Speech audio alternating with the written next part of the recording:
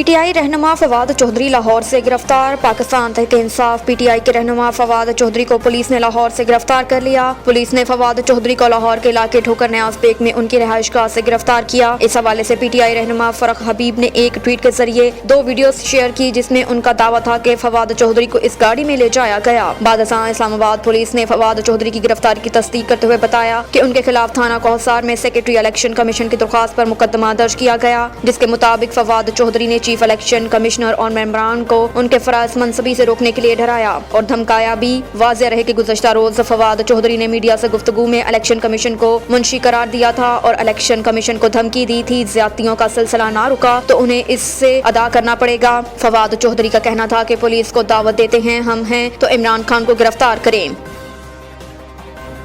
फवाद चौधरी को चोर और दहशतगर्द की तरह उठाया गया। लाहौर में पीटीआई रहनुमा हमाद अजहर ने कहा कि फवाद चौधरी को चोर और दहशतगर्द की तरह उठाया गया। लाहौर में मीडिया से गुफ्तगू करते हुए हमाद अजहर ने कहा कि फवाद चौधरी को लाहौर में उनकी रिहाइशगाह से अगवा किया गया। उनको ऐसे उठाया गया जैसे चोर और दहशतगर्दों को उठाया जाता है। उन्होंने कहा कि फरख हबीब ने फवाद चौधरी को ले जाने वाली गाड़ियों को रोकना चाहा, लेकिन रोकने की कोशिश पर दीगर 2 गाड़ियों ने फरख हबीब की गाड़ी का ताक़ब किया। हमाद अजहर का कहना था कि फवाद चौधरी से मुतल्लिक अब तक नहीं बताया गया कि कहाँ रखा गया है। फवाद हमेशा कानून और आइन की बात करते हैं। उन्होंने मजीद कहा कि इमरान खान को गिरफ्तार करने की मंसूबाबंदी की जा रही थी। इमरान खान के घर के बाहर हमारे कारकुन 24 घंटे मौजूद रहेंगे।